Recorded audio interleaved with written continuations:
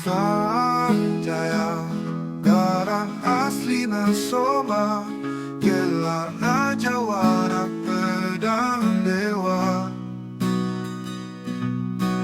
Guru na Abah raksa jaga Tempeang sora tanpa lupa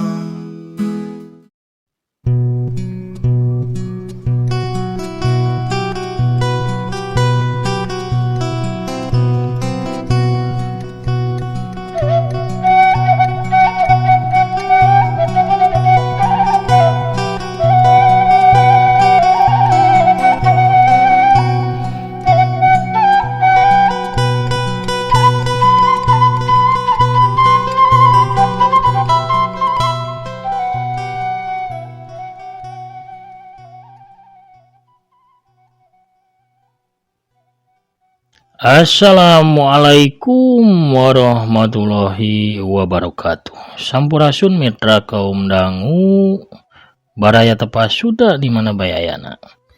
Wilujeng sonten wilujeng patepang dangu dari sarang akinya di acara dongeng Sunda di Kandaga tepas Sunda YouTube.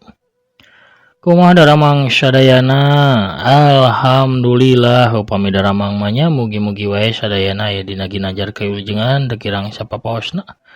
Sehat lahir sinareng batin jembar mana gampil rizki sarta tebih tina balai. Amin amin ya robbal alamin.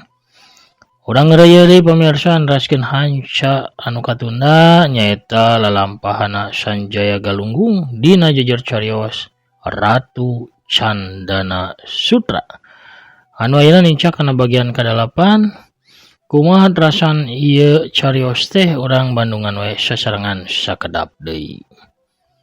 Sadajan akina medar dongeng mangga kangge nu nembean manco anu nembean ngadangukeun ieu dongeng.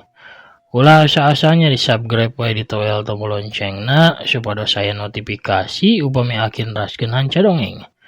Hatur nuhun ka sadaya nu bantu subscribe, like, komen, oge nge-share dongeng-dongeng aki. Mugi wae dongeng basajan ieu tiasa janten panglipur kalbu, pang beberah kana manah, pangrepeh kana hate, ubar ngabang malerkeun ka capek saparantosna urang sadidinten. Milariki payahnya tanapi ieu mah pangjajab lasawannya. Boh dina tengah dinten atanapi dina kawengi nakeun. Urang geureuy deui urang amparkeun deui sama kabuitanana. Parsamakna sor bajigur sareng awugna mangga kaparayun sadayana prung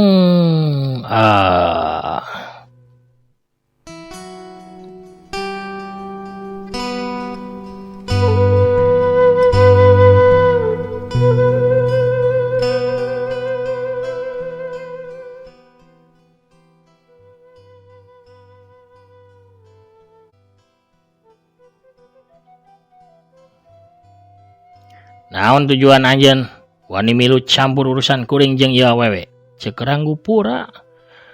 Bari muncereng ka payung sarimit. Kuringan saukur hayang ngalempengkeun anggapan anjeun. Sedang rasa lebar lamun disatukangeun kakasepan anjeun teh nyatana anjeun mibana uteuk anu bodoh katotoloyo. Yeuh, manehna teh lain malaikat peuting. Walon payung sarimit. Ranggu pura kalah jebi. Dibayar sabaraha anjeun tepi kadaek ngadukung kana kabohonganana. Asana anjeun mah sakongkol meureun jeung awewe jahanam eta. Lamun bener kitu, hartina anjeun oge kaasup jalma anu kudu dikirim kana neraka pikeun nebus tiwasna guru kuring. Ngadenge kitu payung sarimit kalaka siri ipis, katempo sinis. Naon anu bisa dilakukeun ku anjeun ka diri kuring? Nah anjeun bisa ngajamah awak kuring, tapi ka anjeun wani-wani nyarita salancang kitu. Bangsat, rasakeun seseukeut kampak kuring ieu. Hiat! Payung sarimit harita gancang ngacungkeun curugna ka arah Ranggu Pura. Tina tungtung curug payung sarimit kawas aya tanaga anu kaluar tuluy ngahanca kana hulu angeunna Rangga Pura. Jedek. Anggupura ngahayu awakna melengkung ka hareup bari jeung muringis nahan ka nyeri. Manehna teu bisa gerak deui. Salian narik napas bari jeung berat. Sirahna rada dengdek neuteup ka payung sarimit. Payung sarimit teu madulian deui ka Ranggupura anu tetep bongkok kawas patung kayu. Manehna ngalengkah nepungan ka angin bikang. Manehna teh lain tandingan anjeun asana teu pantes anjeun ngalawanna, ceuk payung sarimit ka angin bikang. Kuring mah ukur ngajaga diri. Lain rek niat teu leka ka manehna. Kusabab manehna keukeu narajang bae ka kuring. Nah anjeun hayang mihak ka eta jajaka. Sor. Kira buka jurus anjeun, kuring bakal meuli ku jurus kuring. Ceuk angin bikang bari nangtungna ngajegang dua jempolna dikaitkeun kana beubeur di hareupeun beuteung. Manehna katempok gagah jeung leber ku wawanen. Teteupan panonna henteu ngiceup najan sakali ge sawaktu padu teuteup jeung payung sarimit. Kuring ngahargaan kawani anjeun dina nyarita hareupeun kuring. Anjeun can apal saha diri kuring baraya. Anjeun utusan ti Karaton Laut Kidul. Anjeun teh prajurit pilihan Nyai Kandita. Eta anu kuring nyaho ngeunaan diri anjeun mah. Payung sarimit ngagebeg ngadenge carita angin bikang. Kuring teu apal ka diri anjeun. Ti mana anjeun apal ngeunaan diri kuring? Biasana saha bae jalma nu apal ka diri kuring pasti kuring ge apal ka dirina. Tapi kuring teu bisa nembus batin anjeun. Saha anjeun anu sabenerna? Kuring kudu gancang indit ayeuna neangan lanceuk kuring. Aya urusan penting nu kudu disawalakeun ku kami. Urang tepung deui di sajian waktu. Payung sarimit. Wes. Angin bikang kawas anu ngiles ka bawa ku angin. Payung sarimit olohok nempo gerakan angin bikang anu teu bisa katitenan ku panenjona. Payung sarimit teu apaleun lamun angin bikang teh geus ngalap kitab terowongan zaman. Tapi kamanehna bisa asup ka alam mana bae oge.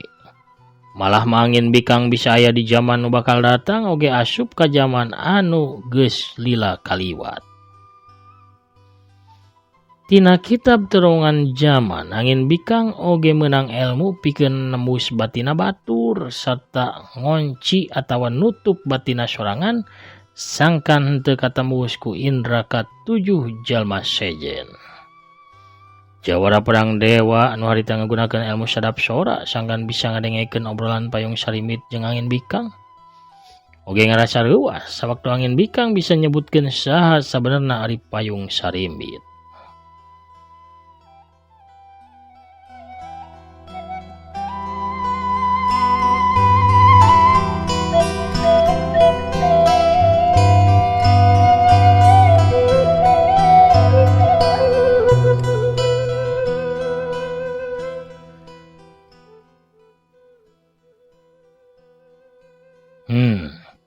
Rupana bener katerangan Dewi Cintani teh. Carita anana ngeunaan payung sarimit sarua jeung anu diucapkeun ku angin bikang dieu. Tapi ti mana angin bikang apal ka payung sarimit? Nah manehna pernah nganjang gitu ka Karaton Laut Kidul. Nyatana Sanjaya Galunggung ge encan apaleun lamun elmuna angin bikang geus nambahan. Disaprak maranehna lila papisah. Angin bikang memang sempat papanggih jeung Sanjaya sababaraha waktu ka tukang. Ngan bae kusabab papanggih dina waktu anu singket. Angin bikang teh can nyaritakeun ngeunaan ilmu anyarna. Kiwari perhatian Sanjaya museur deui ka payung sarimit anu harita ngalengkah ngadeuketan ka Ranggupura. Kusakali ngagerakeun leungeun ge totokan Ranggupura teh langsung bae buyar. Ranggupura harita bisa gerak deui cara biasa. Tapi tetepan panona mah masih mancarkeun rasa mumusuhan. Komo sanggeusna nyaho. Yen angin bikang geus eueuh tiada tempat. Bangsat anjeun. Ka mana ini tah si malaikat peuting, hah? Manehna can nebus nyawa guru kuring. Kuring geus mere nyaho. Lamun manehna lain si malaikat peuting. Lamun manehna si malaikat peuting anjeun geus moal napasan ti tadi ge. Anjeun teu kudu mindingan manehna. Anjeun ulah bandel. Kuring bisa ngalumpuhkeun anjeun ayeuna keneh. Sentak payung sarimbit bari rada molotot ka Ranggupura. Diancam kitu mah Ranggupura teh langsung murungkut, manehna langsung jempe.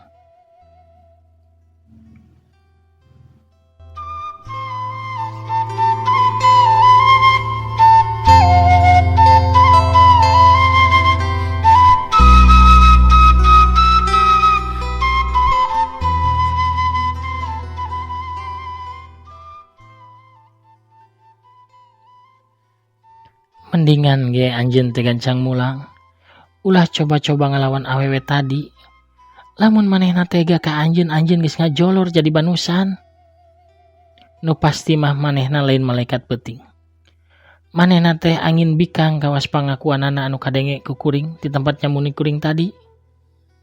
Kuring ngarasakeun getaran kajujuran tina batina sawaktu manehna nyebutkeun ngaranna.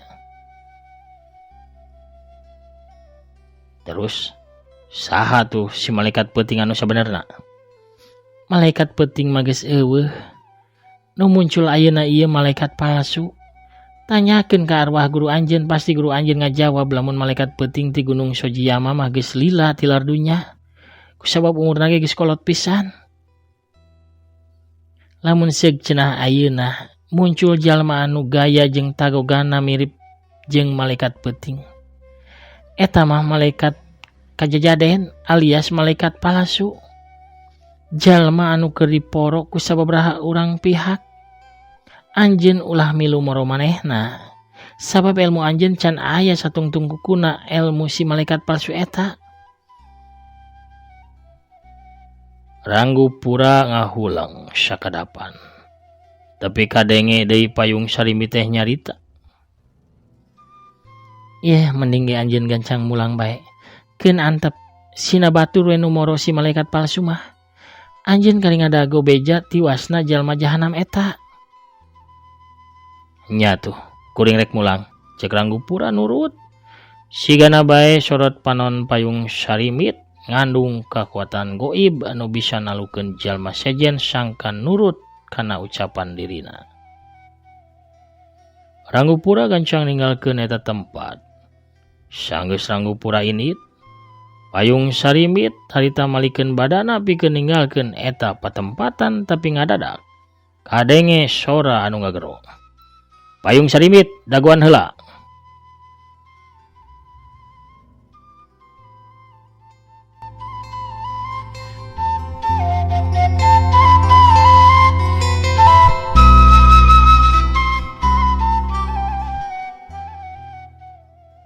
Pamirsa sadayana ulah hila. Ieu dongeng dialpukan ku afiliasi ti Shopee. Sakur sahabae pamirsa anu palai gulah galeuh atanapi balanja tiasa ngalangkungan produk anu dipangpang atanapi dijejerkeun ku akinya dina produk di handap pojok ieu video. Atanapi tiasa ngalangkungan link nu aya dina deskripsi ieu dongeng. Klik anu mana bae pamirsa bade anu novel Sunda, buku dongeng Sunda atanapi oge ikatnya. Saparantosna ngaklik eta mah engke tos lebet ka aplikasi Shopee-na. Bebas pamirsa bade balanja naon bae oge mangga nya. Wah bade meser payung, meser tasma atanapi anu sanesna mah sakahoyong bae. Teu sawios-wiosnya teu kedah meser produk anu di pangpangnya. Ukituna atuh ngabantos sakedik dua kedik mah kana kamajengan ieu channel pamirsa. Ulah hilap oge anu bade nyawer mangga tiasa ka suratan eceng, suratan terima kasih gambar eceng dihandapnya, dihandap ieu video. Digeser-geser ka palih kenca sakedik tina video playlist sareng sajabina deui. Oke tiasa langsung ke akun GoPay, Dana atau napi ShopeePay di 0852 10 98 2379. Hatur nuhun karena perhatosan urang lajengkeun dongengna. Prung.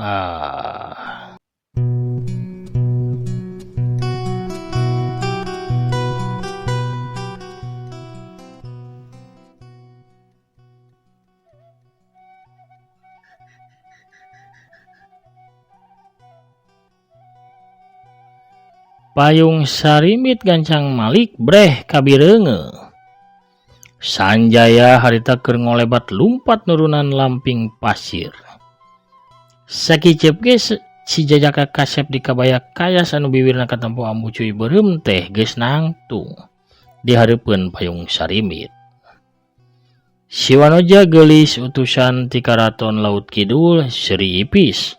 Bari awakna oyag-oyagan ngarasa lucu ningali dangdanana Sanjaya galunggu. Kuring apal, anjeun teu jawara pedang dewa tapi kuring teu apal ti mana anjeun menang papakean eta. Jeung teu iraha anjeun teu jadi banci. Ceuk payung sarimit bari nahan sirina. Disaprak papakean kuring dipaling ku anjeun, walun Sanjaya bari jeung baeud sabab hatena ngarasa jengkel. Pulangkeun ayeuna mah papakean kuring anu dipaling ku anjeun sawaktu kuring keur sare. Lamun teu, kuring bakal maksa nindak anjeun secara kasar payung sarimit. Kuring teu rumasa maling papakean anjeun jawara kasep.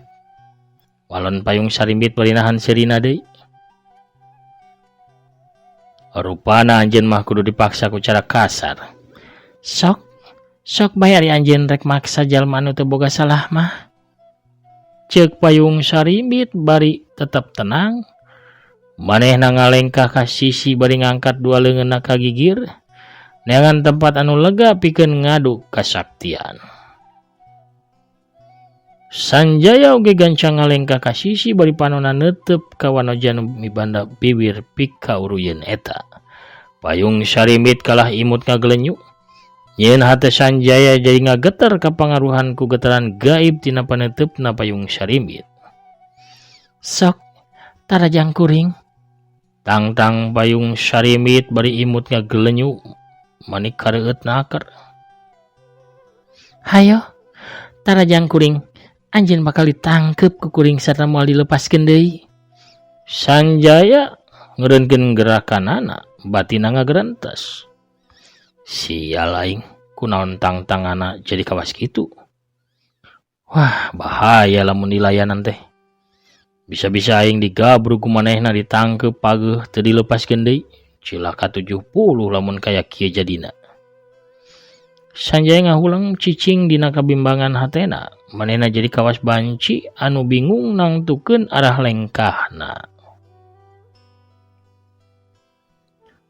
Dua urang anu rek tarung teh jadi sarua pacicing-cicing kawas patung.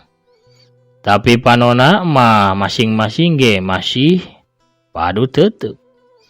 Mancarkeun geter-geter aneh anu ting sariak kana sakujur awak. Hate maranehna saling mancarkeun sinar caang kawas anu diawuran ku kembang-kembang endah anu teu pernah layu.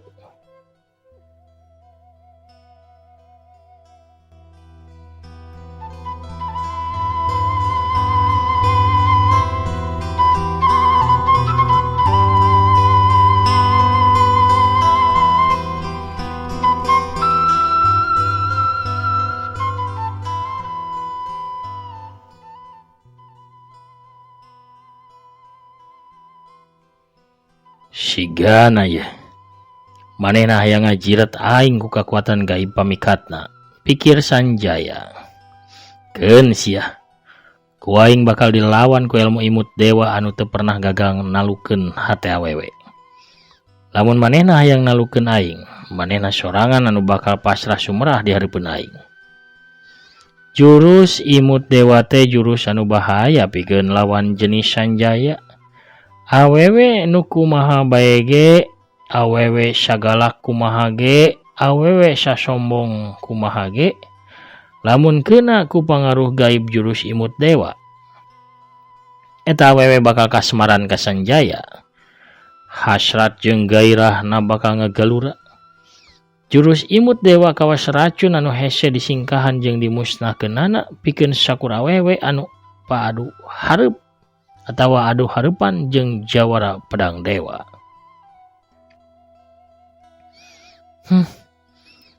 Manehna hayang ngulinkeun aing ku jurus kacangan eta.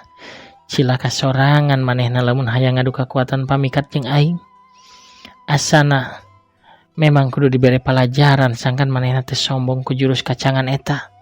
Gerantes hatena payung sarimit.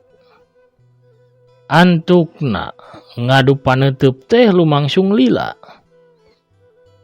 Sanjaya mentang seuri kokojona anu bisa nalukeun hate kaum awewe sedengkeun payung sarimit neuteub seukeut oge imut ngagelenyu mancarkeun kakuatan gaib nu mampu meruhkeun hate kaum lalaki.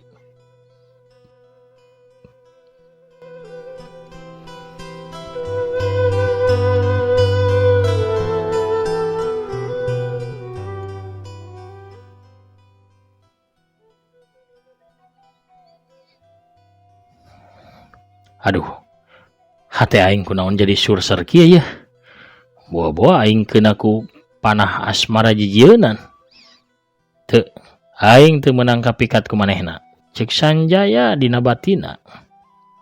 Payung sarimit oge ngabatin. Aduh, kunaon aing jadi deg-degan. Hate aing jadi tagiwur kieu. Aneh. Nah aing kapikat kitu ku kakuatan gaibna. Ulah tepi ka kitu. Aing ulah tepi ka kapikatku ieu jajaka. Sanajan manehna teh memang benar-benar kasep, gagah, serta ngagairahkeun pisan. Duh, cilaka aing beuki ngageter ye. Dua kakuatan gaib pamikat teh sarua kuatna. Hate maranehna akhirna saling kajirat bayangan asmara. Getih maranehna surser kadorong ku harapan gairah cinta. Sanjaya ngalengkah maju. Salengkah bareng jeung lengkahna payung sarimit nu sarua maju salengkah. Duanana eureun kawas anu nahan sakuat tanaga lengkah maranehna. Tapi beuki lila suku maranehna kawas boga kahayang sorangan pikeun ngalengkah maju. Salengkah deui nya antukna duanana eureun dina jarak kurang ti satengah lengkah. Dua pasang panoon tetep amprok pateuteub, seuri saduana beuki nyari. Sanjaya ngarampa buuk payung sarimit, kitu oge payung sarimit ngusap buuk Sanjaya anu nutupan kana pipina kusabab katiup ku angin. Anjeun teh geulis pisan payung sarimit. Cek Sanjaya ngaharewos ka payung sarimit bari sorana ngageter. Anjeun oge kasep pisan geuningan jawara pedang dewa. Walon payung sarimit ngaharewos lalaunan. Menang kuring nyampa pipi anjeun. Campa bae, usap.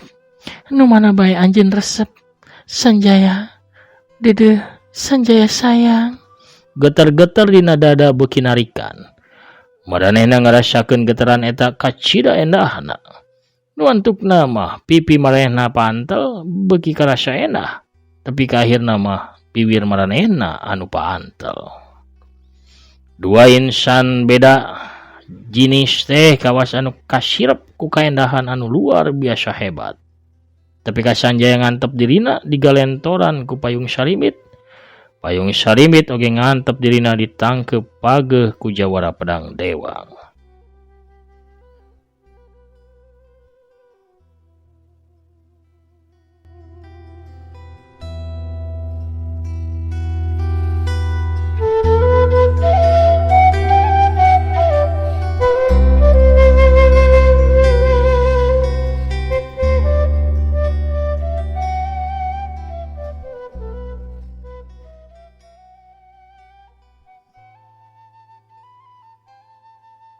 Sanjaya jeung payung sarimbit anu keur palid ku gairahna sewang-sewangan henteu apaleun lamun kalakuan maranehna teh aya anu nalingakeun. Aya dua urang lalaki harita nyerangkeun bari nyamuni disatukangeun hiji tangkal kai gede. Nu saurang nyarita bari molohok, manusia sasab sigana sarua awewena tapi kunaon kalah ciciuman nya. Tapi nu saurang deui mah anu umurna leuwih kolot katempo kerung. Panonna nyipit nelek-nelek kadua jalma nu keur ngumbar asmara.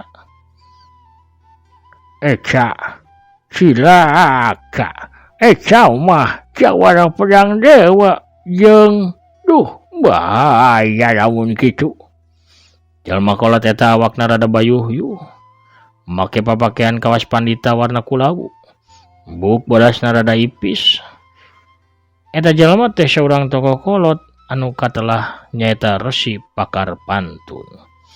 Sedengkeun jalma nu rada ngorana taya lian nyaeta Kadal Ginting palayan satyana Resi Pakar Pantun.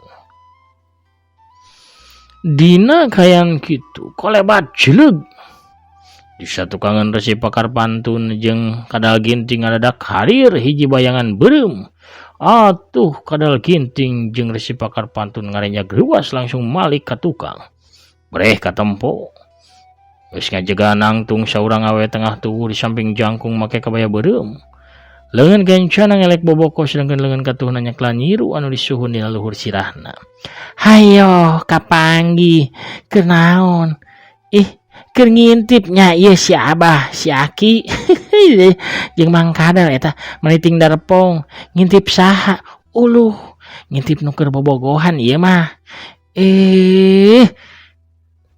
ampun awas bintilan ieu ulah sok ngintip geus karolot teh anjing sabijam geura nyumput ya tuh mending ge urang ngintip bebarengan.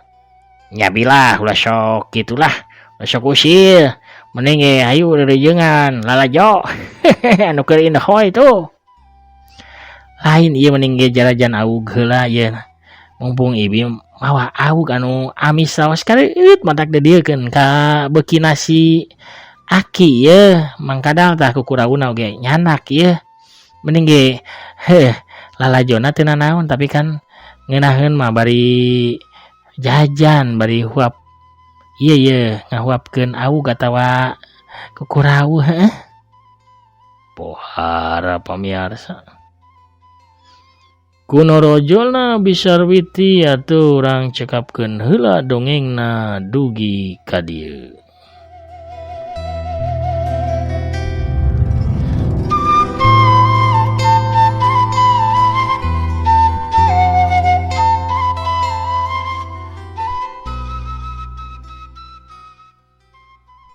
Pamirsa sadayana, lampahan Sanjaya dilalakon Ratu Candana Sutra bagian ke-8. Urang pungkas heulanya dugi ka dieu. Urang teuneun heula dihaneuleum sieum geusan sampeureun. Urang tunda heula dihanjuang siang geusan alaeun. Urang sampeur deui engke di bagian anu salajengna. Atur nuhun ka sadayana nu parantos subscribe, like, komen, oge nge-share dongeng-dongeng Akinya. Salam baktos ka sadayana di mana bae ayana, mugi wae sadayana aya dina ginanjar kawilujengan. Teu kirang sapapaosna sehat lahir sinareng batin, waluya sagala rupa oge tebih tina mara bahaya. Tetep dipaparinan sagala rupi barokah pamiarsanya. Kasinugrahan oge karahayuan amin amin ya robbal alamin. Pangitan sakitu heula mugi wae dongeng Aki tiasa janten panglipur kalbu pangmeberah kana mana pangrepeh kana hate. Akina amit mungkur heula pamirsa. Urang tepang deui di dongeng Siwel Dewi Kansa Bodas di channel Mancomania. Assalamualaikum warahmatullahi wabarakatuh. Permios cagah hancang.